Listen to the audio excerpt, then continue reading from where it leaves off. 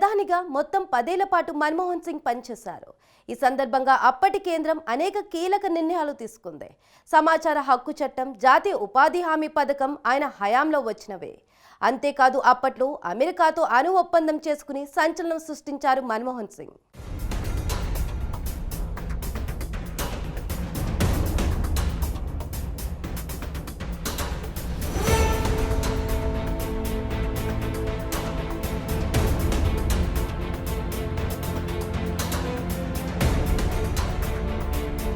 2004 లోక్సభ ఎన్నికల్లో కాంగ్రెస్ పార్టీ అనూహ్య విజయం సాధించింది. దీంతో కాంగ్రెస్ తరపున పదవి ఎవరు చేపడతారన్న విషయమై కొంతకాలం పాటు సస్పెన్స్ నడిచింది. అయితే అనూహ్యంగా ఓ గొప్ప ఆర్థికవేత్తగా పేరున్న మన్మోహన్ సింగ్ ను యూపీఏ చైర్పర్సన్ సోనియా గాంధీ ఎంపిక చేశారు. దీంతో 2004 మే 22వ తేదీన యూపీఏ కూటమి తరపున తొలిసారి దేశ ప్రధానిగా బాధ్యతలు చేపట్టారు మన్మోహన్ సింగ్. మొత్తం 10 ఏళ్ల పాటు మన్మోహన్ సింగ్ ప్రధానిగా కొనసాగారు.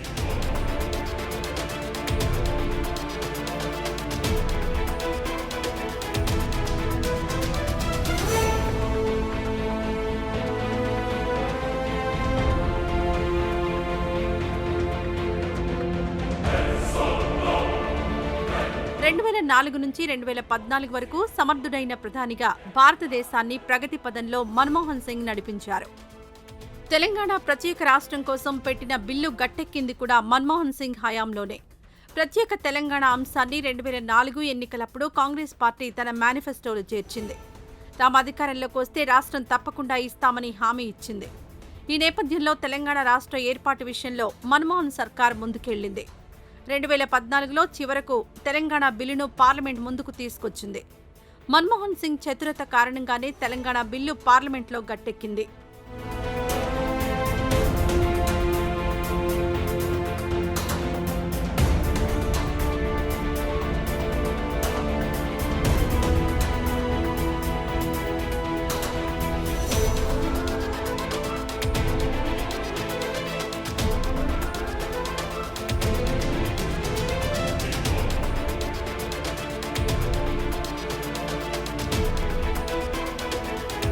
మన్మోహన్ సింగ్ పాలనా కాలంలోనే దేశంలో 3G, 4G సేవలు ప్రారంభమయ్యాయి.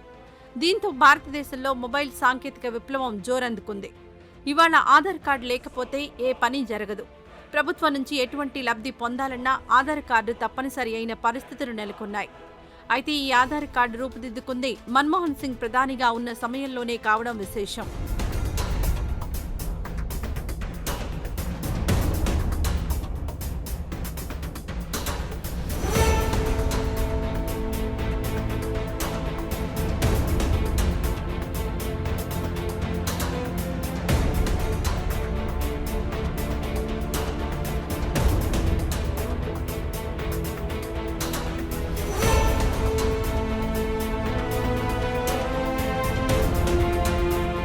గ్రామీణ ప్రాంతాల్లో పేదరికాన్ని మన్మోహన్ సర్కార్ గుర్తించింది.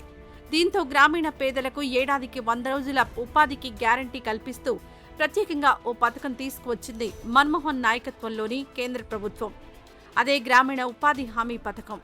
ఈ పథకం ద్వారా పేద వర్గాలకు చెందిన యువకులకు ఏడాదికి 100 రోజుల పని దొరికేది. ఫలితంగా దేశవ్యాప్తంగా వేలాది కుటుంబాలు పేదరికం నుంచి బయటపడ్డాయి.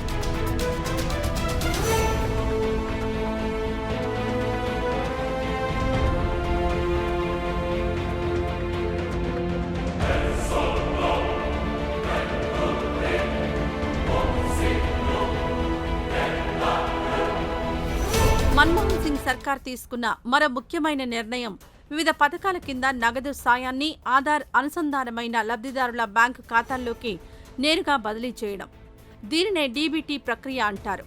అలాగే ప్రైవేట్ పాఠశాలల్లోనూ కొందరు పేద విద్యార్థులు ఉచితంగా చదువుకునేలా నిబంధనలు రూపొందించింది మన్మోహన్ సింగ్ సర్కార్.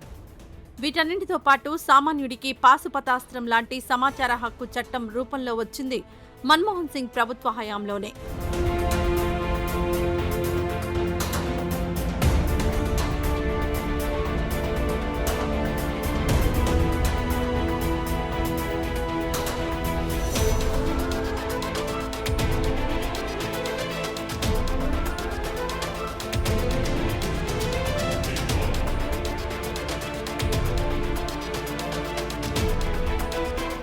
మన్మోహన్ సింగ్ సర్కార్ తీసుకున్న ఓ అతి గొప్ప నిర్ణయం రుణమాఫీ.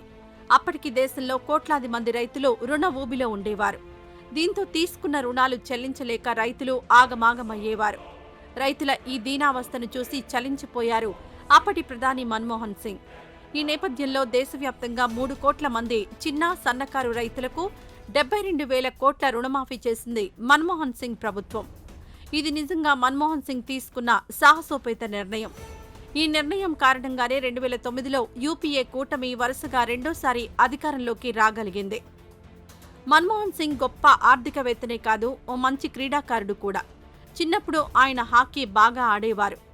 13 ఏళ్ల వయసులో ఆయన హాకీ ఆడుతుండగా గోల్ పోస్ట్లోకి బంతిని ధాటిగా కొట్టారు మన్మోహన్.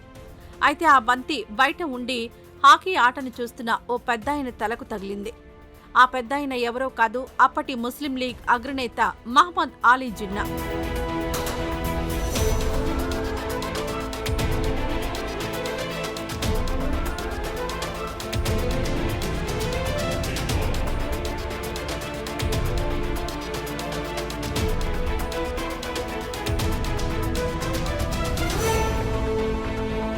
పదేళ్ల పాటు ప్రధానిగా ఉన్నప్పటికీ అవసరమైతే తప్ప మన్మోహన్ సింగ్ మాట్లాడేవారు కాదు.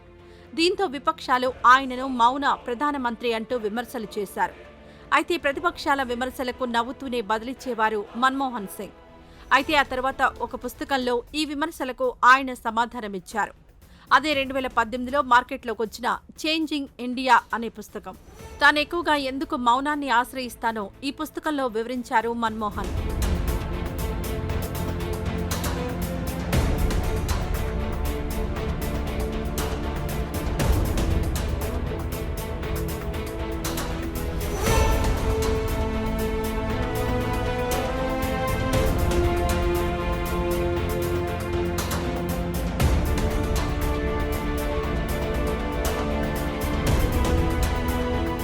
ప్రధానిగా ఉన్నప్పుడు మన్మోహన్ సింగ్ ఒక సంచలన నిర్ణయం తీసుకున్నారు. అదే అమెరికాతో అణు ఒప్పందం.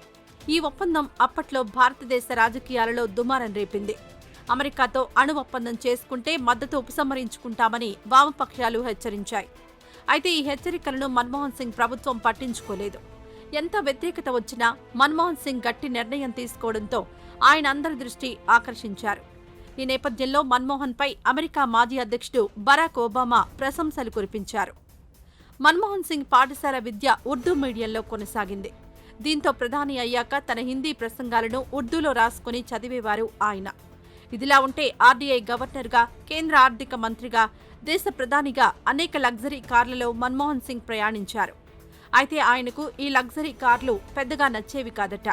తన సొంత మారుతి 800 కారు అంటే మన్మోహన్కు వల్లమాలిన అభిమానమంటారు ఆయన గురించి బాగా తెలిసినవారు.